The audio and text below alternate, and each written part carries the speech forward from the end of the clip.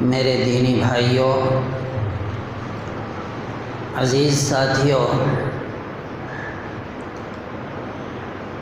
یہ رجب المرجب کا مہینہ ہے اور اس کی 12 تاریخ ہے اور جمعہ کا دن بھی ہے۔ آپ حضرات ویسے تو ماشاءاللہ بہت ساری چیزیں معلوم ہو چکی ہیں اور بہت ساری چیزوں کے معلومات کی طلب لے کر جمعے کے دن اللہ کے گھر اول وقت میں تشریف لاتے ہیں۔ یہ اللہ کی طرف سے بڑی سعادت ہے، اللہ قبول فرمائے۔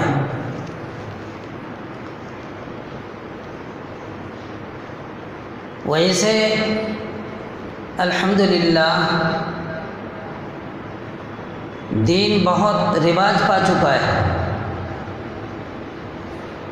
شرعی اعتبار سے لوگوں کی توجہ دین اسلام اور قانون اسلام کی طرف متوجہ ہوئی ہے۔ لوگ ہر بات کو پوچھ پوچھ کر کرنے کی کوشش کرتے ہیں، اپنے علماء سے رابطہ کرتے ہیں، صحیح اور غلط چیزوں کی تفتیش کر کے صحیح پر عمل کرنے اور غلط چیزوں کو چھوڑنے کی کوشش کر رہے ہیں۔ اللہ ہمیں توفیق عطا فرمائے کہ ہم صحیح چیزوں کو اختیار کریں اور غلط چیزوں سے بچیں۔ جو چیز غلط ہے وہ پہلے بھی غلط تھی، آج بھی غلط ہے اور قیامت تک وہ غلط ہی رہے گی۔ جو چیز صحیح تھی وہ کل بھی صحیح تھی، آج بھی صحیح ہے اور قیامت تک وہ صحیح ہی رہے گی، اس کو کوئی غلط ثابت نہیں کر سکتا۔ اور مسلمان اپنی شریعت کا پابند ہے کہ ہر چیز شریعت کی روشنی میں کرنے کی کوشش کرتا ہے، اس لیے کہ اللہ کی رضا بھی اسی کے اندر ہے۔ آدمی شریعت کے اتباع کے بغیر اللہ اور اس کے رسول کی رضا کو حاصل نہیں کر سکتا، اس لیے اللہ اور اس کے رسول کی رضا حاصل کرنے کی کوشش کرنی چاہیے۔ تو یہ مہینہ رجب المرجب کا مہینہ ہے، بڑا مبارک مہینہ ہے، متبرک مہینہ ہے، عظمت والا مہینہ ہے اور یہ مہینہ شروع ہو چکا ہے۔ اتفاق سے 1/3 سے بھی زیادہ حصہ اس کا گزر چکا اور عربی کیلنڈر اور قمری سال کے اعتبار سے یہ 7واں مہینہ ہے۔ میں نے پہلے بھی کہا تھا کہ اس مہینے کے اندر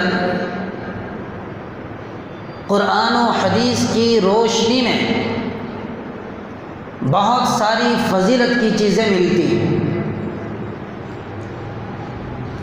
اسی لیے اللہ پاک نے قرآن کریم کی اس آیت کے اندر جو میں نے خطبے میں تلاوت کی، ان عدت الشہور عند اللہ 12 شہرا، باضابطہ تذکرہ فرمایا ہے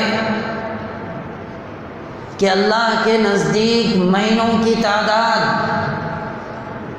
12 ہے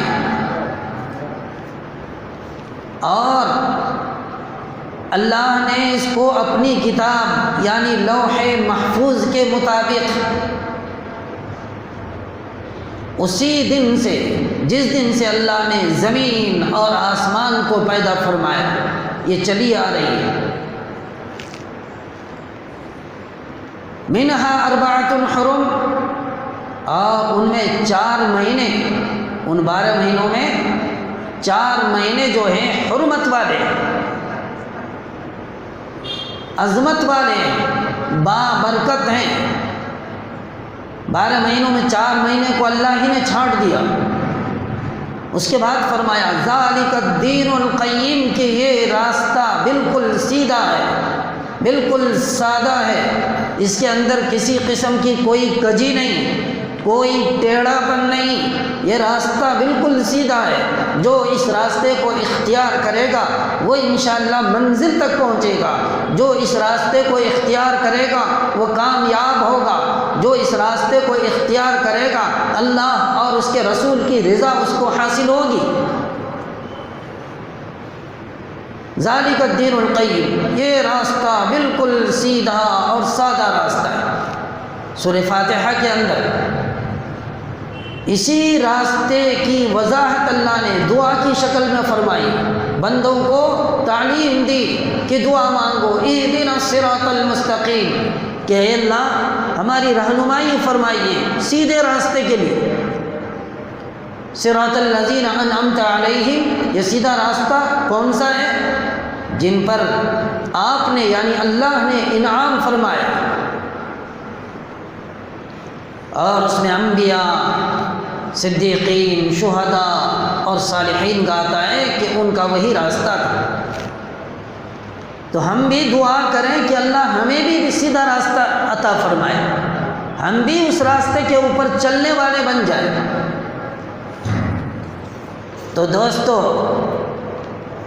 اس مہینے کو متبرک قرار دیا گیا ہے، اسی لیے اللہ کے نبی صلی اللہ علیہ وسلم رجب کا مہینہ شروع ہوتے ہی دعا فرمایا کرتے تھے، اللہم بارک لنا فی رجب و شعبان وبلغنا رمضان، کہ اے اللہ رجب اور شعبان کے مہینے میں برکت عطا فرما اور ہمیں رمضان تک پہنچا دیجئے، مطلب یہ ہے کہ رمضان نصیب فرمائیے۔ تو آپ کے ان کلمات نے ان باتوں کو واضح کر دیا کہ رجب بھی برکت والا، شعبان بھی برکت والا، اور آنے والا اس کے بعد رمضان کا مہینہ بھی برکت والا، اور یہ جو کچھ کہا گیا ہے صرف رمضان کی طلب کے خاطر کہا گیا ہے کہ کسی طرح رمضان مل جائے۔ در پردہ یہ بات مانگی جا رہی ہے کہ رمضان سے پہلے ہمیں موت دینے سے بچا لیجیے، یعنی ہماری عمروں کو بڑھا کر رمضان تک پہنچا دیجیے۔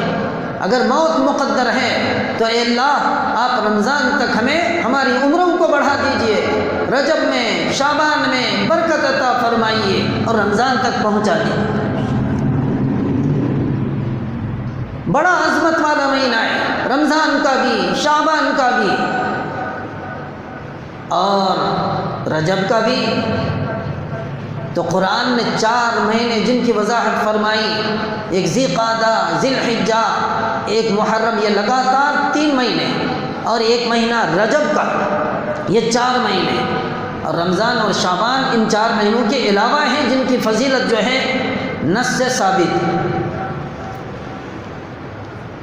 تو یہ برکت والے مہینے ہیں، جب اللہ نے ان کو برکت والا قرار دیا ہے، عظمت والا کہا ہے، تو ہمیں بھی عظمت والا مہینہ سمجھنا چاہیے اور اس کی قدردانی کرنی چاہیے، اور قدردانی اس طرح کرنی چاہیے کہ جن باتوں کا حکم اللہ اور اس کے رسول نے دیا ہے اسے کرنا چاہیے، ہر حال میں کرنا چاہیے، اور جن چیزوں سے روکا ہے اسے بچنا چاہیے اور ہر حال میں بچنا چاہیے، خود بھی اور اپنے اقربا کو بھی، اپنے خاندان کے لوگوں کو بھی بچانے کی کوشش کرنی چاہیے۔ اسی لیے علماء کرام نے کتابوں کے اندر بہت ساری باتیں اس مہینے کے متعلق لکھی ہیں کہ اللہ نے تو اس مہینے کو عظمت والا قرار دیا، لیکن ہم میں بعض جہلاء ایسے ہیں جنہوں نے من گھڑت کہانیاں پیش کر کے خود بھی گمراہ ہوئے اور لوگوں کو بھی گمراہ کرنے کی کوشش کی۔ یہ مہینہ تاریخی اعتبار سے بھی بڑا اہم مہینہ ہے، ہسٹری کے اعتبار سے بھی بہت ہی اہم مہینہ ہے۔ کیوں؟ اس لیے کہ رجب ہی کے مہینے کے اندر تحویل قبلہ کا حکم ہوا، اور اسی مہینے کے اندر واقعہ معراج جو ایک تاریخی واقعہ ہے اسی مہینے میں پیش آیا، اور نماز کی فرضیت جو ہوئی وہ بھی اسی واقعہ معراج سے متعلق ہے۔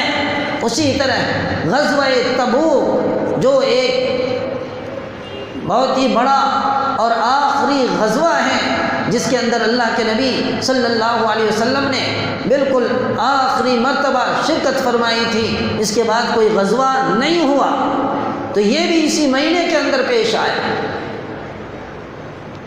تحویل قبلہ کیا ہے؟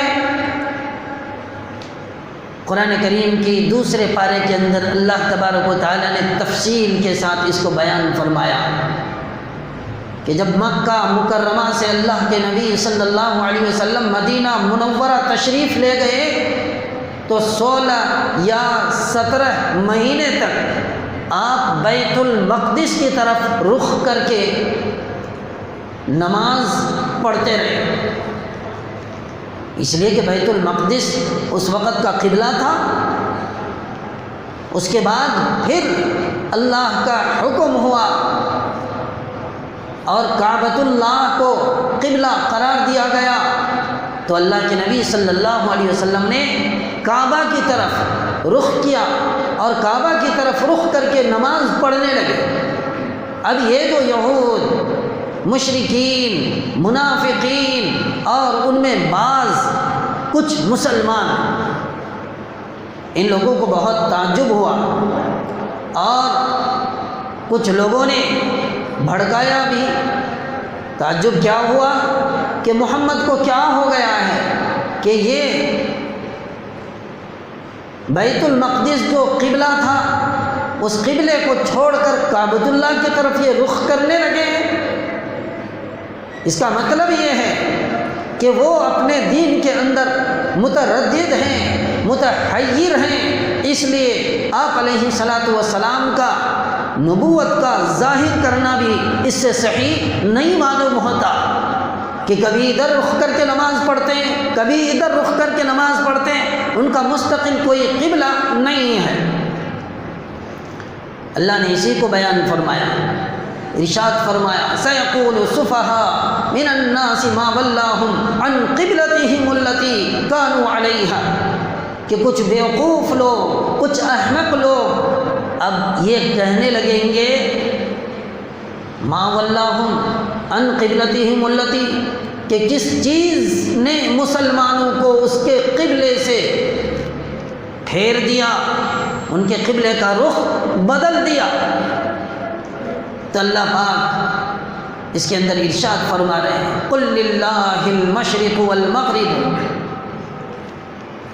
کہ آپ کہہ دیجئے کہ مغرب بھی اللہ ہی کا ہے اور مشرق بھی اللہ ہی کا ہے، اور اللہ تبارک و تعالی حکم دینے میں مختار کل ہیں، وہ کسی سے مشورے کا محتاج نہیں ہے۔ جب بیت المقدس کی طرف آپ رخ کرتے تھے تو یہ بھی اللہ کا حکم تھا، اور جب کعبۃ اللہ کی طرف رخ کرنے کا حکم دیا تو یہ بھی اللہ ہی تعالیٰ کا حکم ہے، لہٰذا آپ متردد بھی نہیں، آپ متحیر بھی نہیں۔ اور آگے فرمایا وَمَا جَعَلْنَا الْقِبْلَةَ الَّتِي كُنْتَ عَلَيْهَا إِلَّا لِنَعْلَمَ مَن يَتَّبِعُ الرَّسُولَ مِمَّن يَنقَلِبُ عَلَىٰ عَقِبَيْهِ، کہ اصل میں جو قبلہ تھا وہ تو کعبۃ اللہ ہی کا قبلہ تھا۔ اللہ تبارک و تعالیٰ نے آزمانے کے لیے کچھ دن کے واسطے بیت المقدس کو قبلہ قرار دیا تھا کہ دیکھیں، لوگوں کو آزمائیں کہ کون اللہ کا اور اس کے رسول کا اتباع کرتا ہے اور کون اللہ کی مخالفت کرتا ہے۔ من یتبع الرسول ممن ینقلب علی عقبیہ، اور مخالفت کر کے وہ الٹے پاؤں لوٹ جاتا ہے۔ تو مطلب یہ ہے کہ اصل قبلہ جو ہے وہ کعبۃ اللہ ہی تھا، عارضی طور پر اللہ نے حکم دیا تھا اپنے بندوں کو آزمانے کے لیے کون رسول کی اتباع کرتا ہے اور کون مخالفت کرتا ہے۔ اسی لیے اس امت کو امت وسط کہا گیا، معتدل امت کہا گیا۔ تو دوستو بزرگوں، تحویل قبلہ کا واقعہ اسی مہینے کے اندر پیش آیا، اس لیے تاریخی اعتبار سے یہ مہینہ بڑا اہم ہوا۔ اس مہینے کی عظمت کو سمجھنا چاہیے۔ اب پتہ نہیں لوگ کدھر جا رہے ہیں۔ ایک زمانہ تھا کہ لوگ رجب کا مہینہ آتے ہی مسجدیں بھر جاتی تھی، یعنی ایک قسم کا لوگوں کے ذہن و دماغ کے اندر خوف تھا، اللہ کا ڈر اور خوف تھا کہ لوگ خوف کھا کر اللہ کے دربار میں آ جاتے تھے۔ اسی کو کہا گیا ہے کہ جس طرح دوسرے مہینوں کے اندر تم اللہ کا ڈر اپنے دل کے اندر رکھتے ہو، خوف کھاتے ہو، مسجدوں کو آباد کرتے ہو، نماز روزوں کا اہتمام کرتے ہو، مثلا شعبان کا مہینہ، رمضان کا مہینہ، ذی قعدہ ذی الحج کا مہینہ جس کے اندر ہم حج کی تیاری کرتے ہیں، یہ مہینے ایسے ہیں کہ لوگ اس کی عظمت کو سمجھتے ہیں اور اللہ کا خوف ان مہینوں کے اندر کھاتے ہیں۔ اسی کو کہا گیا کہ جس طرح ان مہینوں کے اندر اللہ کا خوف کھاتے ہو، اسی طرح اس مہینے کے اندر بھی اللہ کا خوف اپنے دل کے اندر پیدا کرو۔ اللہ سے ڈرو۔ اللہ سے ڈرنے کا معنی کیا ہے؟ کہ اللہ کے گھر کے اندر آ کر اللہ کے حکم کو بجا لائے، یہی تو اللہ کا خوف ہے، یہی اللہ کا ڈر ہے۔ لیکن لوگ آج نڈر ہو چکے ہیں، اللہ کا خوف دلوں سے نکل چکا ہے، کثرت سے گناہوں کے اندر مبتلا ہو گئے ہیں لوگ۔ یہی کہا جا رہا ہے کہ جب رجب کا مہینہ آئے تو اس کی تعظیم، اس کی تکریم، اس کا احترام، اس کا اکرام یہ ہے کہ اعمال صالحہ کی کثرت کرو اور برے اعمال سے اپنے آپ کو بچاؤ۔ مثلا کوئی گناہ کرتا تھا، کوئی چوری کرتا تھا، کوئی ڈاکہ ڈالتا تھا، کوئی زنا کرتا تھا، کوئی کسی کا حق مار کر کھاتا تھا، کوئی پڑوسی سے لڑتا تھا، پڑوسی کے حقوق کی حق تلفی کرتا تھا، تو ان ساری چیزوں کو گن کر اس کا استحضار کر کے اپنے دل کے اندر توبہ اور استغفار کرنا چاہیے اور اللہ سے عہد کرنا چاہیے کہ اس کے بعد جو ہے اس طرح کی حرکت ہم سے سرزد نہیں ہوگی، انشاءاللہ اعمال صالحہ کریں گے۔ اسی کو توبہ اور استغفار کہا گیا ہے کہ آدمی شرمندہ ہو جائے کہ میں گنہگار ہوں اور اٹل کر لے کہ اس کے بعد پھر اس گناہ کے اندر مبتلا نہیں ہونا ہے۔ یہی استغفار ہے، اسی کا نام توبہ ہے۔ اور جب اس کے اوپر کوئی بندہ باقی رہتا ہے تو پھر دیکھتا ہے، اسے مزہ ملتا ہے اعمال کا، اسے لطف آتا ہے، نماز پڑھنے میں لطف آتا ہے، دین کے شاعر کو دیکھ کر ایک قسم کی خوشی محسوس کرتا ہے۔ زمانہ جاہلیت کے اندر بھی اس مہینے کی عظمت تھی اور اس کی عظمت کو آج بھی باقی رکھا گیا ہے، کوئی رد و بدل اس کے اندر نہیں ہوا۔ مشرکین مکہ چونکہ ان حرمت والے مہینوں کے اندر جہاد، قتال وغیرہ نہیں کرتے تھے، جیسے ہی یہ مہینہ آیا جنگ بند ہو جاتی تھی اور بالکل امن قائم ہو جاتا۔ لیکن یہ جہلائے عرب کیا کرتے تھے؟ مہینوں کو تبدیل کر دیتے تھے۔ ان کو کہیں اگر قتال جہاد کی ضرورت پڑی تو لوگ کہتے کہ یہ تو رجب کا مہینہ ہے یا یہ محرم کا مہینہ ہے، چلو ہم سفر سمجھ لیں گے، اس کو آگے پیچھے کر لیتے اور پھر جو کرنا تھا کر لیتے، یعنی حلال کو حرام کر لیتے اور حرام کو حلال کر لیتے، رد و بدل کر لیتے اس کے اندر۔ وہی کہا گیا پہلا حکم جو ہے اس کا منسوخ ہو گیا اور دوسرا حکم یعنی اس کی تعظیم اور تکریم پہلے بھی تھی اور آج بھی باقی ہے، اور اس کا حکم دیا گیا ہے کہ ان مہینوں کو عظمت کی نگاہ سے دیکھو۔ تاریخی اعتبار سے دوسرا واقعہ معراج اسی مہینے میں پیش آیا، اور اس مہینے کے اندر اس واقعے کے سے منسلک جو ہے فرضیت نماز بھی ہے، انشاءاللہ وقت پر آپ کے سامنے ان کی تفصیلات آئیں گی۔ اور اس مہینے کے اندر غزوہ تبوک کا بھی واقعہ پیش آیا۔ یہ ایسا غزوہ ہے کہ اللہ کے نبی صلی اللہ علیہ وسلم نے باضابطہ اس کے اندر چندے کا اعلان فرمایا اور ہر ایک کو نکلنے کا حکم دیا، اس لیے کہ غزوہ موتا میں جو لوگ ہار چکے تھے، جن کو پشیمانی ہوئی تھی، ان لوگوں نے روم کے بادشاہ کے ساتھ مل کر ایک بہت بڑا لشکر تیار کر کے تبوک کے اندر پہنچے ہوئے تھے۔ جب یہ اطلاع ملی تو اللہ کے نبی صلی اللہ علیہ وسلم نے بھی اعلان فرما دیا کہ ہم لوگ بھی بھرپور جو ہے تیاری کریں، اور تیاری بھی ایسی ویسی نہیں، آپ نے فرمایا جس سے جو کچھ ہو سکتا ہے وہ اس جنگ کی تیاری کے نام سے یہاں پہنچا دے۔ چنانچہ مشہور ہے کہ حضرت ابو بکر صدیق رضی اللہ تعالی عنہ نے اپنا سارا مال لا کر اللہ کے نبی کے قدموں کے اوپر رکھ دیا، اور جب پوچھا اللہ کے نبی نے کہ گھر والوں کے لیے کیا چھوڑا، تو آپ نے جواب دیا اللہ اور اس کے رسول کو گھر والوں کے لیے چھوڑا ہے۔ حضرت عمر فاروق رضی اللہ تعالی عنہ نے اپنے مال کو 2 حصوں میں تقسیم کر کے آدھا اللہ کے نبی کی خدمت میں لا کر رکھ دیا، اور سوچنے لگے کہ آج تو ابو بکر سے میں جیت جاؤں گا، آگے بڑھ جاؤں گا کہ ابو بکر اتنا مال نہیں لا سکے گا۔ آدھا گھر والوں کے لیے، آدھا اللہ کے نبی کے پاس لا کر رکھ دیا اس جنگ کے لیے۔ جب اللہ کے نبی نے پوچھا عمر گھر والوں کے لیے کیا چھوڑا، تو کہا کہ آدھا گھر والوں کے لیے اور آدھا آپ کے لیے۔ مطلب یہ ہے کہ ابو بکر صدیق سے آج بھی بڑھ نہیں سکے۔ حضرت ابو بکر صدیق نے اپنا سارا مال لا کر رکھ دیا اور حضرت عمر آدھا مال لے کر آئے۔ اسی طرح حضرت عثمان غنی رضی اللہ تعالیٰ عنہ نے بہت سارا مال اللہ کے نبی کی خدمت میں حاضر فرمایا۔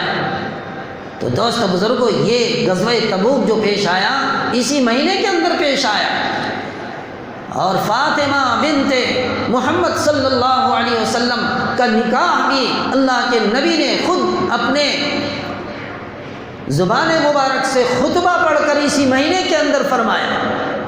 آپ نے خود خطبہ پڑھا ہے، اور اجل صحابہ کرام رضوان اللہ تعالی علیہم اجمعین حضرت فاطمہ رضی اللہ تعالی عنہا کے نکاح میں موجود تھے۔ تو اندازہ لگا لیجئے یہ بڑے بڑے واقعات تاریخی اعتبار سے اس مہینے کے اندر پیش آئے ہیں، اسی لیے اللہ پاک نے انہا اربعۃ حرم فرما کر اس مہینے کی عظمت کو واضح فرمایا ہے کہ یہ مہینہ قابل عظمت ہے، قابل احترام ہے، اس مہینے کا احترام کرنا چاہیے اور برائیوں سے اپنے آپ کو بچانا چاہیے، نیکیوں کی طرف راغب ہونی چاہیے۔ مگر افسوس، صد افسوس کہ کچھ جوہلا نے اور کچھ نابلد لوگوں نے ان مہینوں کے اندر اللہ کے رضا کو حاصل کرنے کے بجائے کچھ بدعات اور خرافات ایسے شروع کیے ہیں دوستو بزرگوں کہ خود بھی گمراہ ہو رہے ہیں اور اپنے خاندان والوں کو بھی گمراہ کر رہے ہیں۔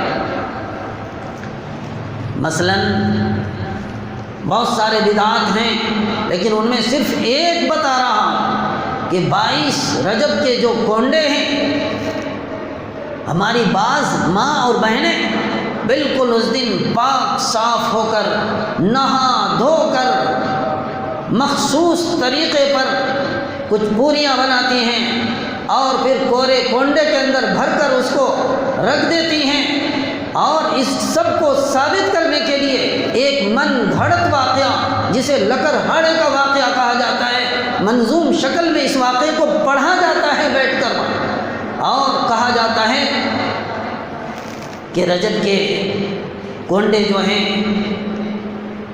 کرنے سے بڑا فائدہ ہوتا ہے، بڑی برکتیں آتی ہیں، بڑا خیر ہوتا ہے، ہمارا ہر مقصد پورا ہو جاتا ہے۔ اس طرح کے عقائد جو ہے لے کر ان من گھڑت واقعات کو پڑھا جاتا ہے اور عقیدہ رکھا جاتا ہے۔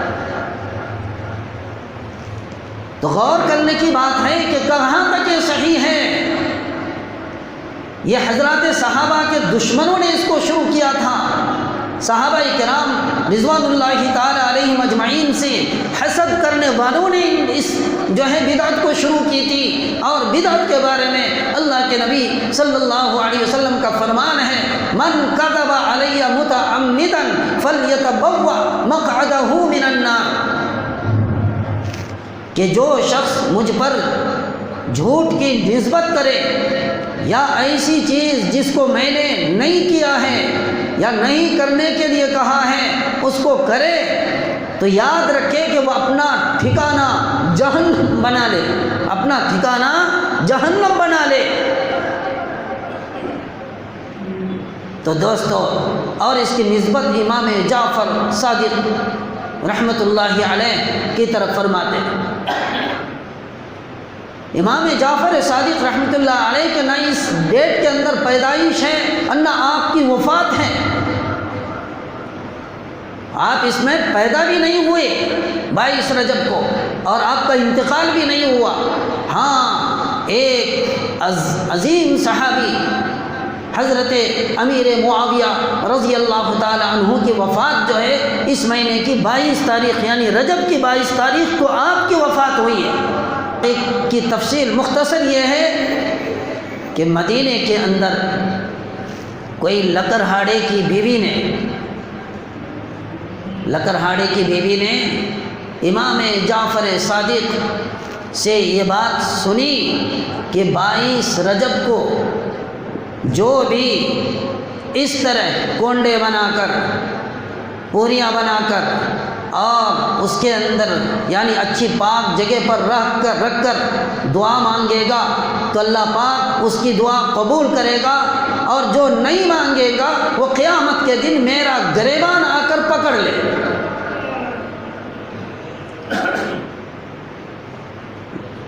یہ اس واقعے کی نسبت جو ہے امام جعفر صادق کی طرف کرتے ہیں کہ انہوں نے اس طرح کہا، حالانکہ بالکل غلط بات ہے، من گھڑت کہانی ہے، اس کا سچائی سے کوئی واسطہ نہیں، دور دور تک کا بھی واسطہ نہیں ہے۔ اس کے بعد لکھا ہے کہ لکڑہاڑے کی بیوی نے ایسا کیا تو ان کو اتنا نفع ہوا، اس کے شوہر نے اتنا کمایا کہ بالکل ایک بہت بڑا محل تیار کر لیا، اور یہ لوگ خوش و خرم اس محل کے اندر رکھنے لگے، اچھی عیش و عشرت کی زندگی گزارنے لگے، اس لیے کہ لکڑہاڑے کی بیوی نے مان کر اس کو کر لیا۔ اور اس کے مقابلے میں ایک وزیر تھا بادشاہ کے دربار میں، وزیر کی بیوی نے اس کا انکار کیا تو اس وزیر کو بادشاہ کے دربار سے نکال دیا گیا، اس کی وزارت ختم ہو گئی۔ جب وزارت ختم ہو گئی تو وزیر کی بیوی نے دوبارہ پھر کونڈے بنائے، اور بنانے کے بعد پھر جو ہے اللہ سے دعا مانگی تو اللہ پاک نے ان کی بھی دعا قبول فرمانی، دوبارہ وزارت اسے مل گئی۔ یہ واقعہ نسبت کیا جاتا ہے حضرت جعفر صادق رحمۃ اللہ علیہ کی طرف، جو تاریخی اور حقیقی اعتبار سے بالکل سراسر غلط ہیں، اس لیے کہ آپ 22 تاریخ کو نہ پیدا ہوئے نہ آپ کی وفات ہوئی۔ ہاں، سچائی اس کے اندر یہ ہے کہ حضرت امیر معاویہ رضی اللہ تعالی عنہ اسی تاریخ کے اندر وفات پائے تھے۔ جب وفات پانے کی اطلاع آپ کے حاسدین کو، آپ کی مخالفت کرنے والوں کو، اور جو آپ نے جن کو اپنے زمانہ خلافت میں سزا دی تھی، جب ان کو پتہ چلا تو ان لوگوں نے خفیہ طور پر باضابطہ پوریاں تیار کی، اور حضرت امیر معاویہ کی وفات کی خوشی میں لوگوں کے درمیان جو ہے جا کر پوریاں اور کونڈے جا کر بانٹے۔ اس کی سچائی اور حقیقت یہ ہے۔ اسی لیے یہ بدعات ہیں، یہ خرافات ہیں، ان کا اسلام سے، شریعت سے کوئی واسطہ نہیں، قرآن و حدیث کے اندر کہیں بھی کوئی تذکرہ نہیں۔ جو بھی کرتا ہے وہ بدعت کے اندر مبتلا ہے، اور جو بدعت کرتا ہے اس کا ٹھکانہ جہنم ہے، وہ مومن نہیں ہو سکتا۔ اس لیے کہ اللہ کے نبی کے اوپر گویا بہتان باندھ رہا ہے۔ تو دوستو یہ رجب کا مہینہ جو ہے یہ بڑا متبرک مہینہ ہے۔ اللہ نے قرآن کریم کے اندر اس کا تذکرہ فرمایا کہ 12 مہینوں میں سے 4 مہینے حرمت والے، ان میں ایک رجب کا مہینہ ہے۔ تو اس کے اندر اعمال صالحہ کرنی چاہیے اور خرافات اور بدعات سے اپنے آپ کو بچانا چاہیے۔ ہماری ماں بہنیں ان چیزوں کو سمجھیں، خاص طور سے قرآن و حدیث کے اندر اللہ نے جو کچھ کہا ہے اسے تو ہر حال میں کرنا ہے ہمیں، اور جو بدعات خرافات ہیں جن کو اسلام کے مسلمانوں کے دشمنوں نے ایجاد کیا ہے، تو ان چیزوں سے ہمیں اپنے آپ کو بچانا چاہیے۔ اس لیے اللہ کے نبی کی حدیث میں نے پڑھ کر سنائی، من کذب علی متعمدا فلیتبوأ مقعدہ من النار، کہ جو شخص بھی جھوٹ کا بہتان باندھے مجھ پر وہ اپنا ٹھکانہ جہنم بنا لے، وہ جنت میں تو جا نہیں سکتا۔ ہاں، جنت میں وہی شخص جائے گا جو اللہ اور اس کے رسول کی اتباع کرے گا، اطاعت کرے گا۔ تو دوستو، آج ضرورت اس بات کی ہے کہ ہر چیز ہمارے سامنے، بڑے بڑے جلسے جلوس ہوتے ہیں۔ ابھی حال ہی میں 2 دن پہلے ایک بہت بڑا اجتماع میسور کے اندر ہوا ہے، ہم سب تشریف لے گئے تھے اور سب بھی مجمع کی تعریف کرتے ہیں کہ اتنا بڑا مجمع تھا، اتنا بڑا مجمع تھا۔ کیا آپ مجمع دیکھنے گئے تھے؟ وہاں سے کیا حاصل کیا؟ کیا عبرت ملی؟ کیا نصیحت ملی؟ کیا کچھ آپ نے سنا؟ اس کا تو تذکرہ نہیں، نام و نشان نہیں، صرف مجمع کی تعریف ہو رہی ہے۔ مجمع ہو یا نہ ہو، مجمع سے کوئی بحث نہیں، ہمارا مقصد جو تھا، جس کام کے لیے ہمیں بلایا گیا تھا، وہ چیز ہم نے سیکھی یا نہیں، اس کے اوپر غور کرنا چاہیے۔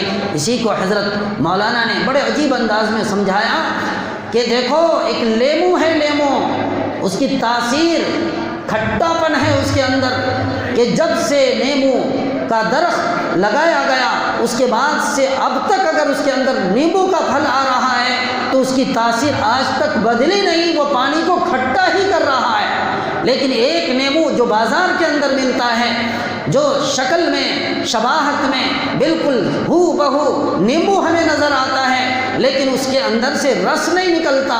دوستو بزرگوں، تو آج ہمارا اگر تبلیغی ہیں تو ہمارا گشت، ہمارا اٹھنا بیٹھنا، ہمارا اجتماع، یہ سب کچھ اس ڈپلیکیٹ نیمبو کی طرح ہے کہ اس کے اندر سے نہ رس ہے نہ اس کے اندر کھٹا پن ہے۔